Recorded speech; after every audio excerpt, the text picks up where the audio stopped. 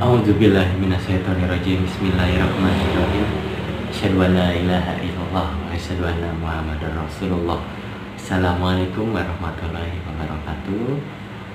Halo teman-teman muslim sekalian dan para viewers muslim sekalian. Alhamdulillahirabbil alamin wa bihi nasta'in wa la murudin yawmiddin wassalatu wassalamu ala asrofil anbiya'i wal mursalin amma ba'du.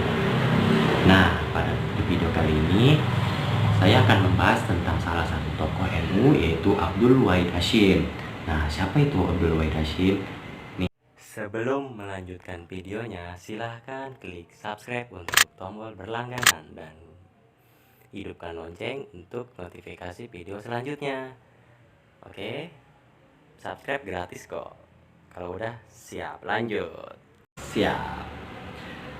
Abdul Wahid Hasyim adalah salah satu anak dari pendiri NU.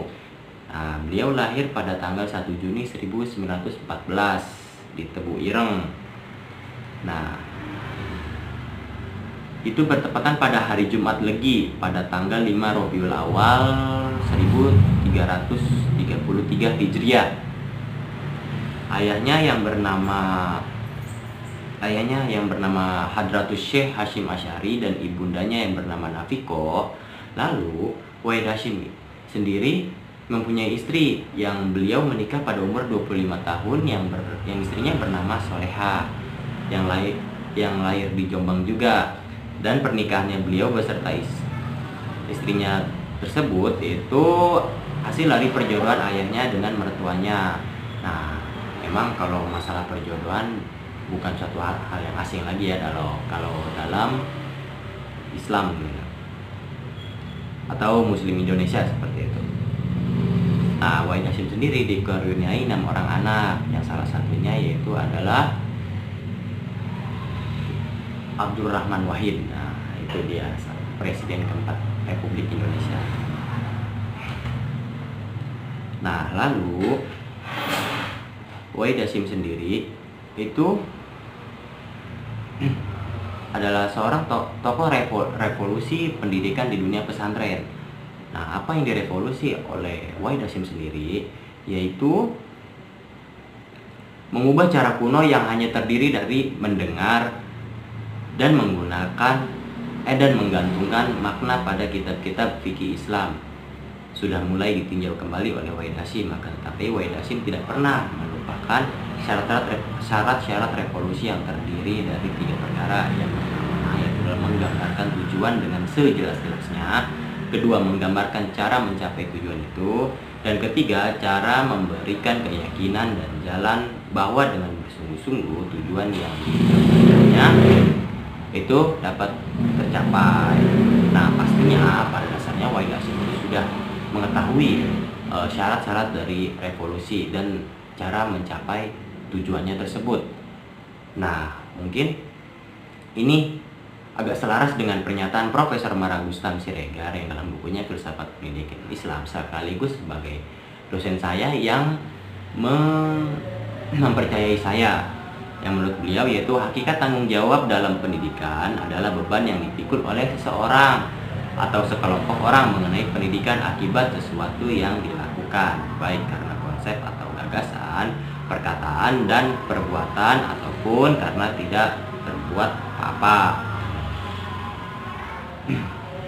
Tapi lain halnya dengan tujuan ini yang sangat bergantung kepada perubahan zaman. Nah, jadi Wahid Hasyim itu merevolusinya karena memang tuntutan dari perubahannya zaman. Nah, Wahid Hasyim yang telah banyak mencari ilmu dan pengalamannya dan telah luas membanding-bandingkan metode yang ada di luar dan di dalam negeri, ingin mencoba memberi sumbangan dalam hal itu untuk memajukan dunia pesantren. Ia tidak ingin melihat santri itu dianggap lebih rendah dibanding murid-murid yang sekolah lainnya, seperti atau sekolah lulusan barat ataupun sekolah-sekolah umum lah seperti itu. Nah, jadi dari pengalamannya kekurangan yang ingin ia hanya terdapat dalam ilmu pengetahuan umum. Ya, jadi kekurangan-kekurangan pada pondok pesantren itu biasanya kekurangannya itu hanya kurangnya pengetahuan umum. Oleh karena itu, sesudah adanya Sesudah dadanya diisi dengan penuh dan otaknya yang sudah terkenal tajam diasah dengan berbagai pengetahuan yang dianggap perlu bagi para santri, mulailah beliau mengadakan perubahan itu kepada 4 orang santri terlebih dahulu. Nah, lalu ternyata 4 orang santrinya ini, 2 di antaranya itu terbukti menjadi orang besar. Yang pertama yaitu adalah menjadi pengurus besar NU bagian Maghrib, dan yang satunya lagi itu menjadi pengurus di salah satu perguruan SMP Muhammadiyah. Nah, lalu ternyata sesudah metodenya yang keempat murid tadi itu berhasil, nah dia mengembangkannya menjadi skala besar. Nah, terbentuknya di situ madrasah nizamiyah. Nah, seperti itu. Nah, itu adalah beberapa pergerakan Wahid Hasyim, dan juga yang pergerakan yang dilandasi dengan pemikirannya juga. Lalu teori tentang pemikirannya itu yaitu Wahid Hasyim yang berteori tentang pendidikan secara mandiri. Nah, Wahid Hasyim pernah membahasnya dan betapa pentingnya untuk mengajarkan kepada murid dalam teori kemandirian. Baginya sangat penting membiasakan anak dalam menyelesaikan masalah dan kepentingannya secara mandiri. Kemandirian bisa diajarkan pertama kali pada anak usia dini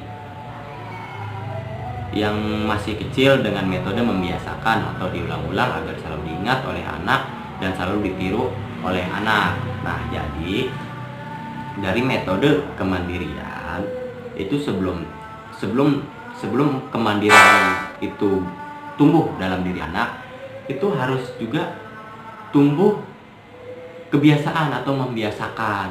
Nah, lalu juga harus sabar dalam kemandirian tersebut. Sabar untuk anak muridnya, sabar untuk yang mengajarnya juga, baik orang tua maupun tenaga pendidik.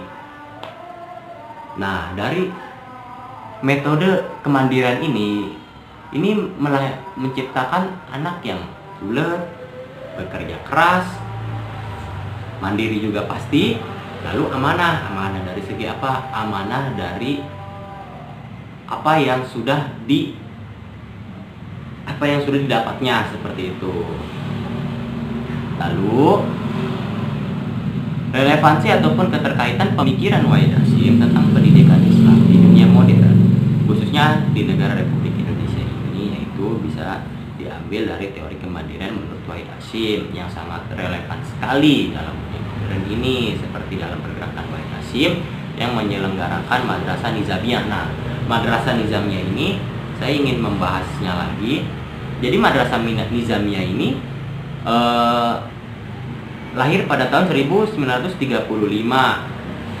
Nah, madrasah nizamiyah ini, kata madrasah ini Wahid Hasyim tidak pernah mengatakannya sebagai salah satu cabang pesantren atau apapun. Jadi madrasah ini hanyalah sekolah yang berbasis Islam dengan menambahkan pengetahuan umum tanpa harus melupakan pengetahuan yang diajarkan oleh Islam, yang biasanya seperti sejarah kebudayaan Islam, fikih, Quran, hadis, dan lain-lain yang diajarkan di madrasah. Nah, jadi seperti itu konsepnya Wahid Hasyim. Nah, lalu ada juga kurikulum K13. Nah, kalian pasti sudah tahu tentang kurikulum K13 itu sendiri. Kurikulum K13 yang memakai konsep kemandirian, yang dimana seorang anak mencari materi sendiri, lalu juga mencari bahan ajar sendiri, lalu dipelajari sendiri dan dikaji sendiri juga, yang memakai metode diskusi untuk mengkajinya bersama teman-teman sekelasnya. Nah, di situ peran seorang guru itu hanya sebagai pemantau saja, dan juga pelurus pandangan-pandangan anak muridnya yang memang kurang baik. Nah, sangat relevan sekali kan, dari teori kemandirian ini sangat mengembangkan, sangat bisa berkembang sampai kapanpun dan dimanapun. Nah, itulah dia tadi ringkasan saya tentang Wahid Hasyim tentang Kiai Haji Wahid Hasyim, tentang pendidikan isinya yang modern. Oke, kurang lebihnya mohon maaf. Saya tutup. Wassalamualaikum warahmatullahi wabarakatuh.